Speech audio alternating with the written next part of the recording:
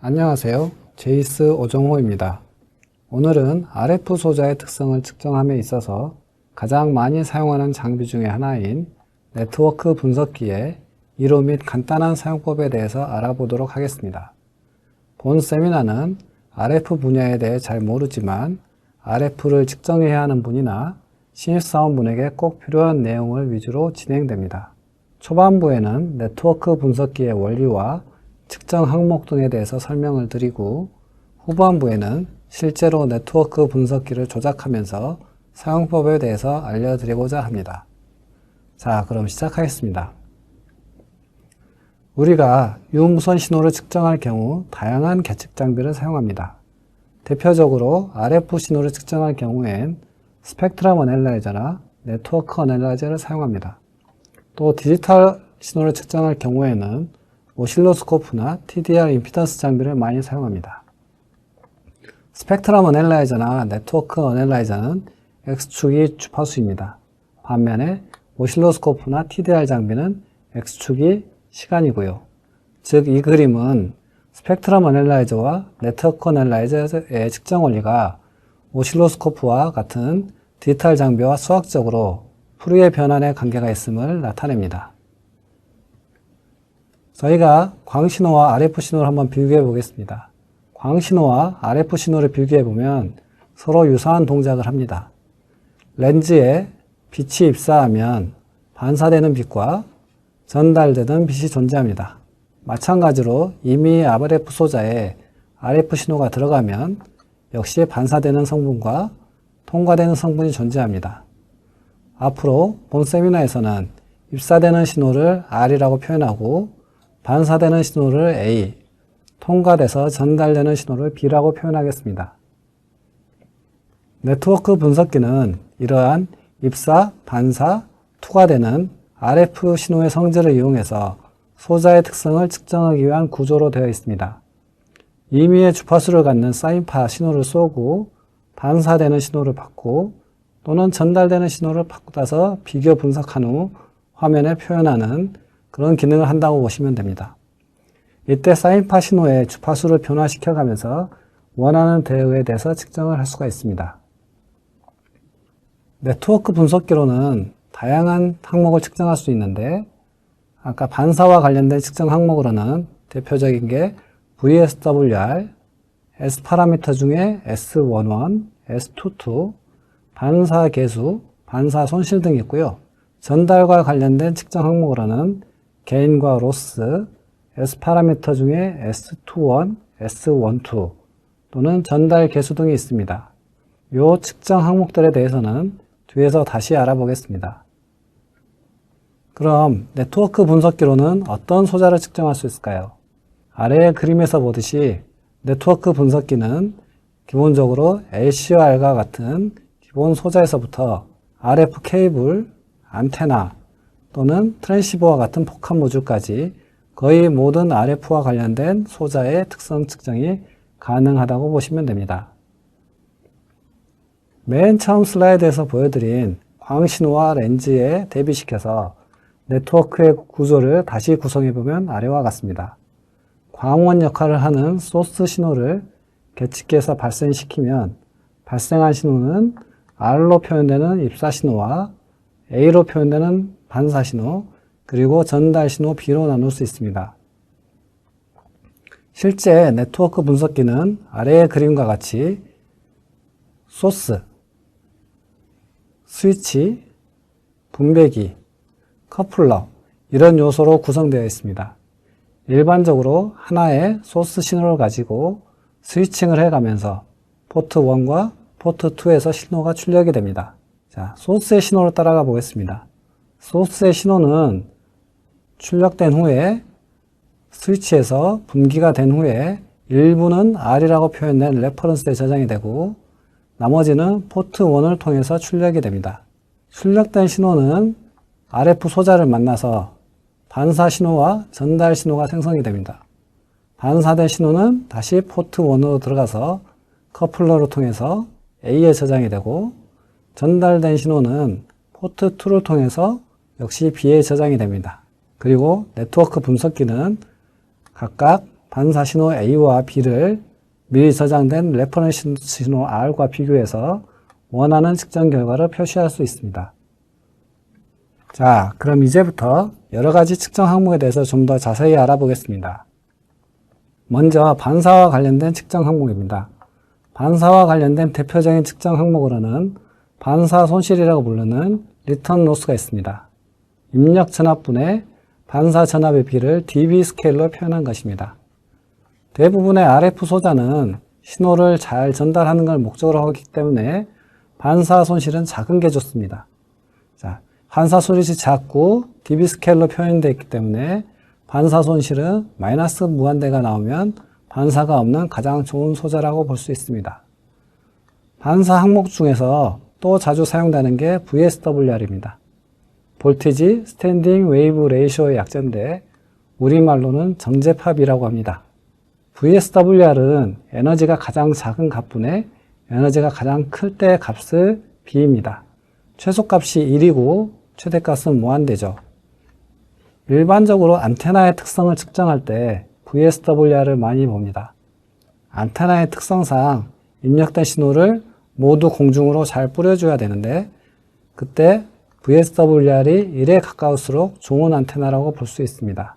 반사 계수, 리턴 로스, VSWR과는 서로 이런 상관관계가 있습니다.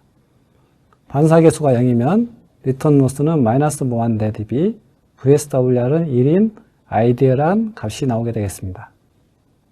자, 전달과 관계된 측정 항목을 살펴보겠습니다. 전달과 관계된 측정 항목 중에 가장 대표적인 건 삽입 손실이라고 부르는 인서션 로스입니다.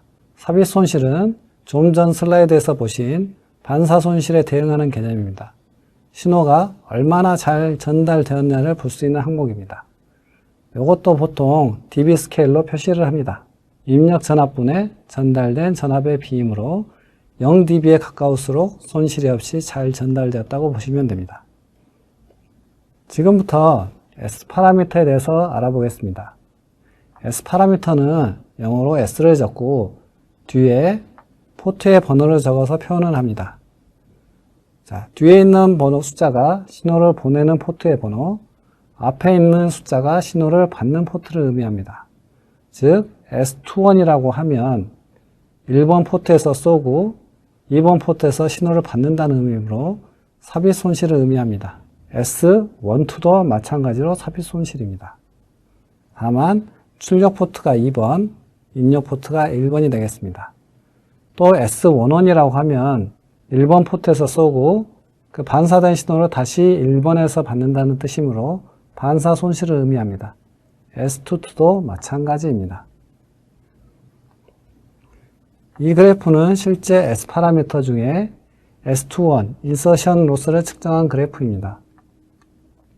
주파수 8.4MHz부터 8.5GHz까지 측정을 했는데 X축이 주파수이고 Y축이 dB로 표현된 손실값입니다. 주파수가 높아질수록 손실값이 이렇게 커지고 있습니다. 일반적으로 케이블이나 커넥터와 같은 패시브 소자에서는 주파수가 높아짐에 따라서 자연스러운 손실 증가 현상입니다. 다만 중간쯤에 보시면 2.15GHz에서 공진 현상처럼 손실값이 커지고 있습니다. 2.15GHz는 디지털 신호의 BPS로 환산하면 4.3GBps입니다. 즉, 이 소자에는 2.15GHz 또는 4.3GBps의 신호를 보내면 제대로 전달이 안 될 수 있다는 걸 확인할 수 있습니다. 마찬가지로 같은 RF 소자의 S1은 리턴 로스를 측정한 그래프입니다. 마찬가지로 2.15GHz 정도에서 반사가 많이 일어나는 현상을 확인할 수 있습니다. 다음은 VSWR, 정제파비를 측정한 그래프입니다. 제가 앞에서 VSWR은 최소값이 1이라고 말씀드렸습니다. 1에 가까울수록 반사가 없다는 것이죠. 이 소자가 만약 안테나라면 제일 낮은 값 2.4GHz에서 가장 방사가 잘 되는 안테나라는 의미로 해석하시면 될 것 같습니다. 자, 스미스 차트에 대해서도 좀 알아보겠습니다. 스미스 차트는 소자의 임피던스를 측정하기 위한 도구입니다. 임피던스, 저희가 Z라고 표현하는데, 임피던스는 리얼 성분 R과 이미지너리 성분 X로 구성되어 있습니다. 자, 이 R과 X를 직교좌표로 표시한 다음에 이 직교좌표에 무한대점을 잡고, 이렇게 양쪽에서 잡고 끌어모았다고 생각하시면 됩니다. 이렇게 끌어모으면 스미스 차트가 완성이 된 거고요. 자, 임피던스는 오픈 상태, 즉 오픈이면 임피던스는 무한대이니까 오른쪽에 점이 찍히고요. 쇼트 상태이면 왼쪽에 점이 찍힙니다. 그리고 55에 정확히 매칭이 되면 한가운데에 점이 찍히고요. 자, 스미스 차트에서 이런 동그란 원, 점으로 표현된 원이 있죠. 네, 이 선들은 리얼 성분의 라인입니다. 즉 55 매칭된 포인트에서 이 원을 따라가는 임피던스 측정값은 R은 50이고 X만 변화한다고 생각하시면 됩니다. 자, 지금까지 대략적인 측정 항목에 대해서 좀 알아봤고요. 이제부터는 네트워크 분석기를 정확히 사용하기 위한 또 다른 중요한 기능인 캘리브레이션에 대해서 알아보겠습니다. 모든 계측기는 계측기의 불안정성으로 인해서 발생하는 시스테매틱 에러 성분이 있습니다. 계측기 앞에 연결되는 케이블에 의해서 발생하는 손실과 같은 에러도 여기에 포함될 수 있습니다. 그리고 장비 자체의 노이즈 등으로 인해서 발생하는 랜덤 에러가 있고요. 시간에 따라서 에러값이 변하는 드리프트성 에러 성분도 있습니다. 이러한 에러 요소들이 측정 결과에 영향을 주기 때문에 캘리브레이션을 통해서 에러 요소들을 줄여야만 합니다. 시스테매틱 에러는 계측기의 캘리브레이션 에러를 통해서 해결할 수 있습니다. 그리고 드리프트 에러는 계측기의 내부 온도 등에 따라서 시간에 따라서 변하기 때문에 주기적인 캘리브레이션을 통해서 해결할 수 있습니다. 반면에 랜덤 에러는 계속해서 바뀌기 때문에 어쩔 수 없이 안고 가야 하는 성분입니다. 랜덤 에러 값이 작은 계측기가 좀 더 좋은 결과를 나타내는 계측기라고 볼 수도 있습니다. 자, 그 중에 시스테매틱 에러에 대해서 좀 더 알아보겠습니다. 앞에서 살펴본 바와 같이 네트워크 분석기는 소스 신호가 저장되는 레퍼런스, 반사 신호 A, 전달 신호 B가 있고요.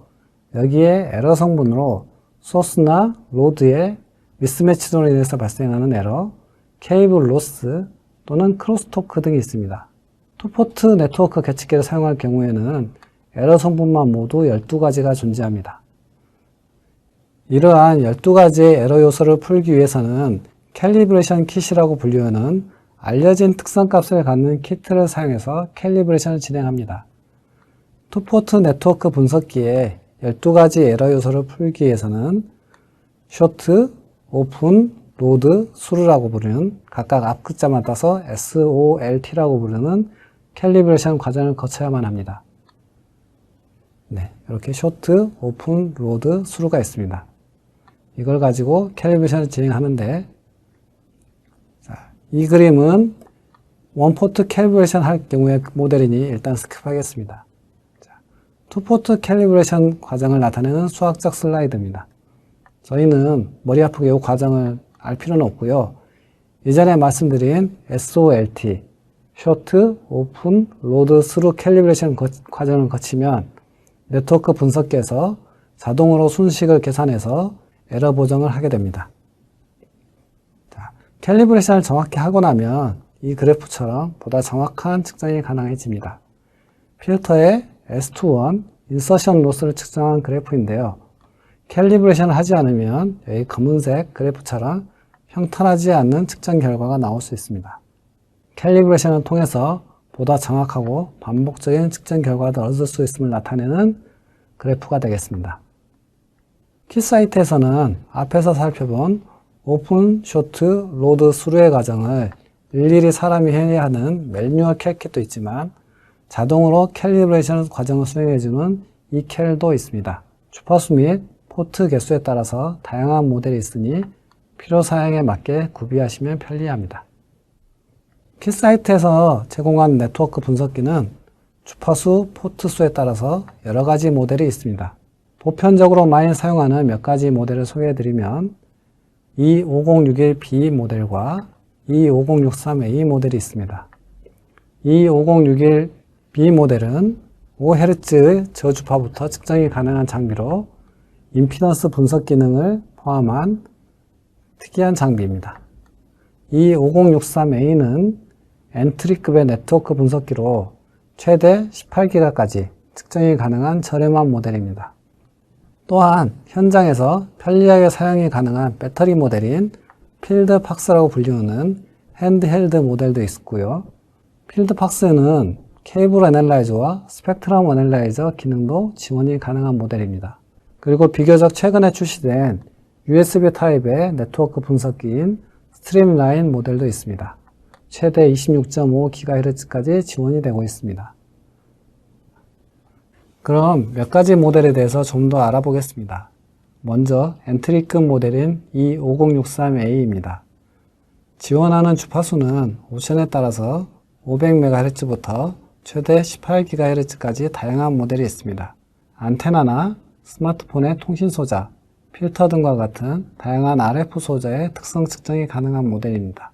특이한 기능으로 PCB나 RF 케이블의 특성 임피던스 TDR 측정이 가능합니다. 여기 그림에서 보시는 것처럼 전용 프로브를 이용해서 PCB 등의 회로에 임피던스를 측정하면 회로의 특성 임피던스가 이렇게 측정 결과가 나옵니다. 바로 패스페일의 판독도 가능하고요.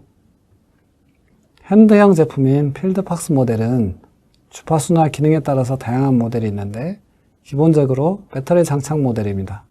그래서 필드에서 다양한 측정을 지원할 수 있습니다. 주파수는 4GHz에서부터 최대 50GHz까지 지원이 되며 선택하는 옵션에 따라서 네트워크 애널라이저, 스펙트럼 애널라이저 또는 케이블 안테나 테스터, 파워 미터 등의 기능으로 동작할 수가 있습니다. 네트워크 애널라이저의 기능을 좀 더 살펴보면 기본적으로 본 세미나에서 살펴본 S 파라미터나 스미스 차트 등의 기본 기능이 가능하고요. TDR이라고 불리는 전송 선로의 특성 임피던스 측정이 가능합니다. 또한 퀵캘 기능이 추가되어서 캘킷이 없을 경우에도 간단한 캘리브레이션이 가능합니다. 결과값의 파일 저장, 화면 캡처 등도 지원이 되고 외부 USB 메모리의 사용도 가능합니다. CAT라고 불리는 케이블 안테나 애널라이저 기능을 좀 더 살펴보면 케이블의 오픈 쇼트와 같은 불량 지점 파악이 케이블의 거리로 표현이 가능합니다. 예를 들어 전체 10m의 케이블을 측정했는데 3m 지점에 불량이 있다면 이렇게 측정 결과가 튀는 그런 결과값을 확인할 수 있습니다. 이렇게 거리로 판단하기 때문에 케이블의 위치 판단에 편리한 기능입니다. 스펙트럼 측정 기능 역시 최대 50GHz까지 측정이 가능하며 채널 파워나 인접 채널 파워 등의 측정 기능을 보유하고 있습니다.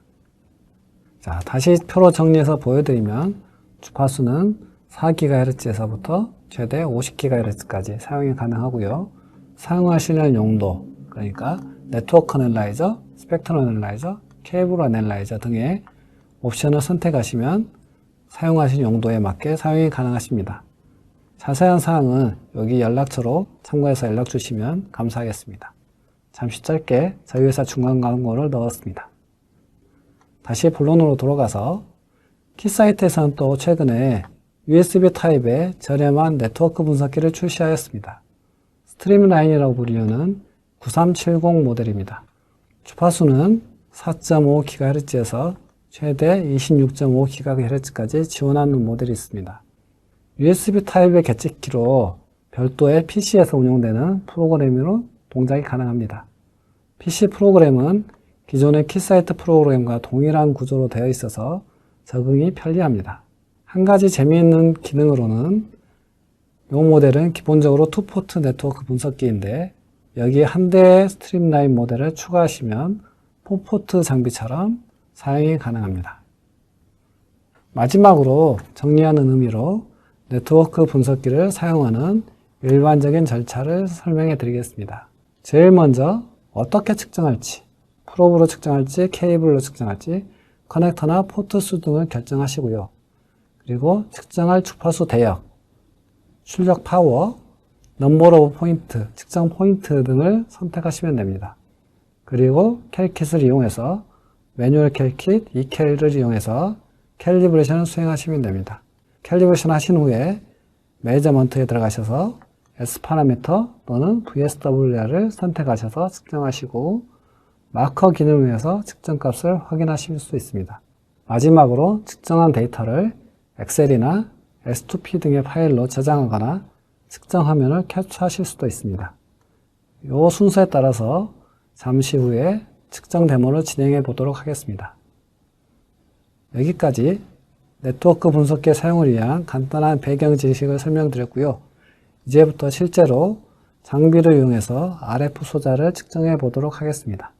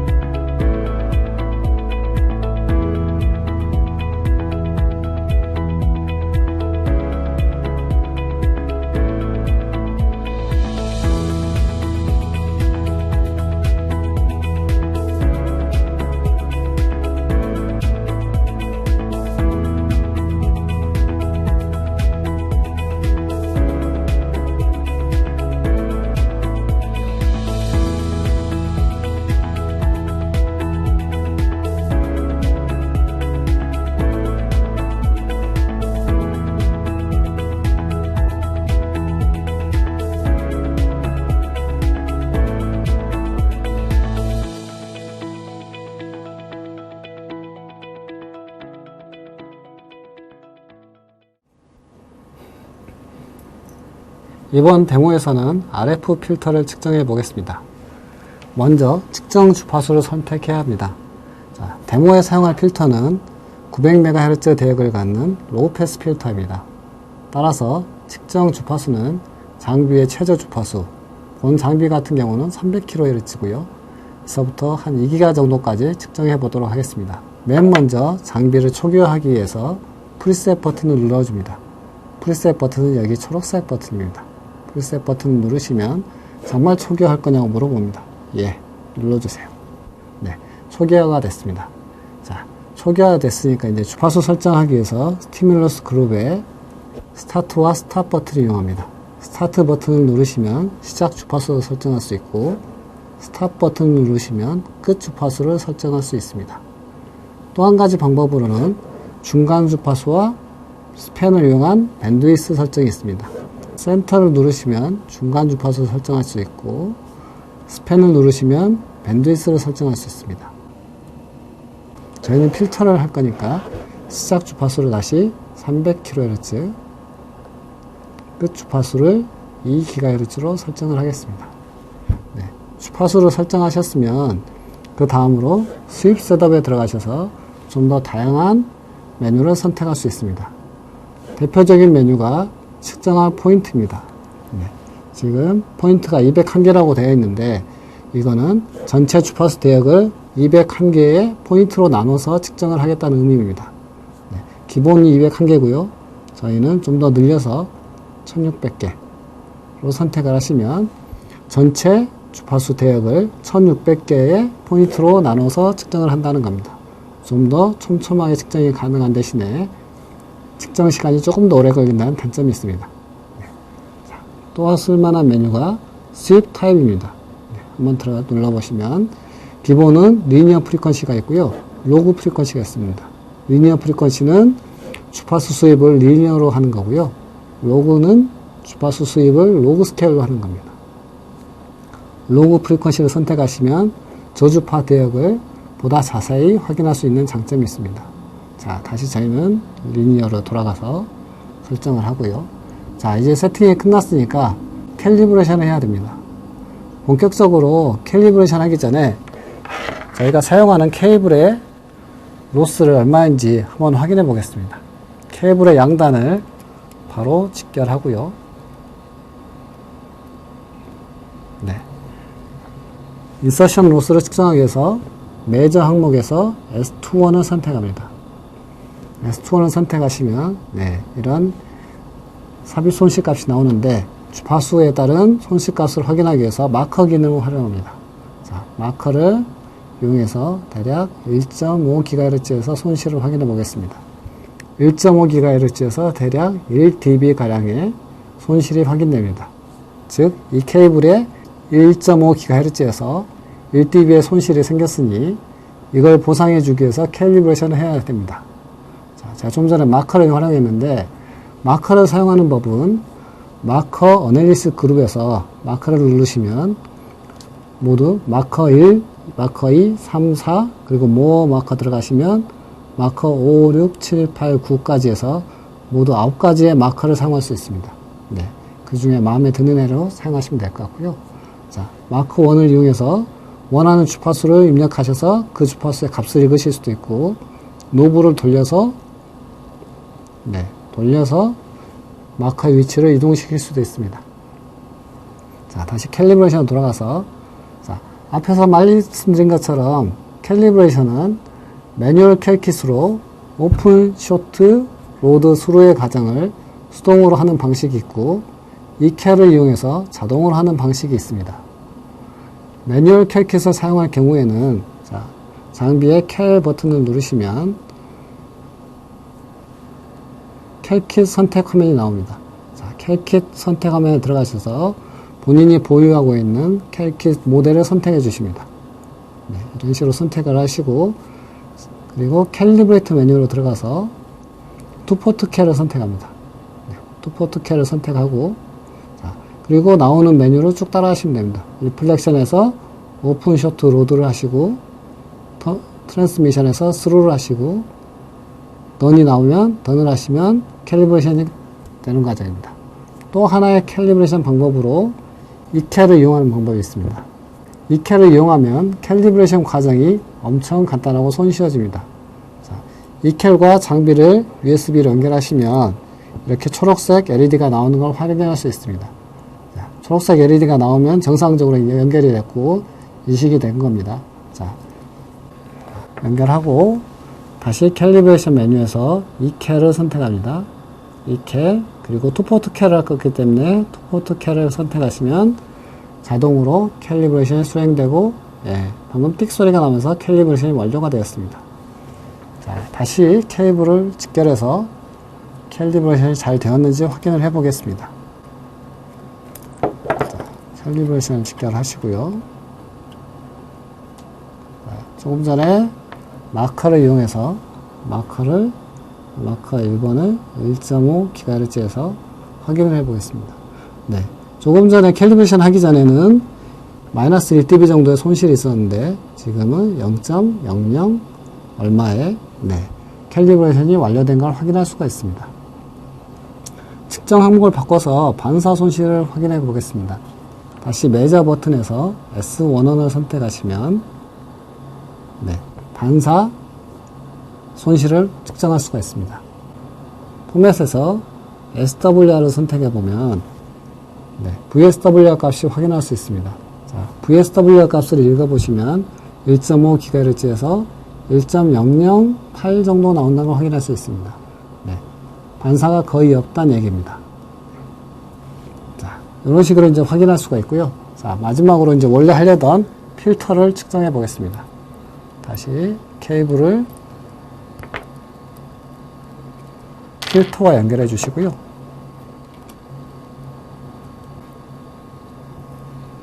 자, 이 필터는 두 개의 필터로 구성된 다이플렉서입니다. 한쪽은 로우 패스 필터고 반대쪽은 하이 패스 필터인데 지금은 로우 패스 필터에 연결을 했습니다. 자, 연결하시고 자, 필터의 값을 확인하기 위해서 메저 항목에서 S21을 선택해 주세요.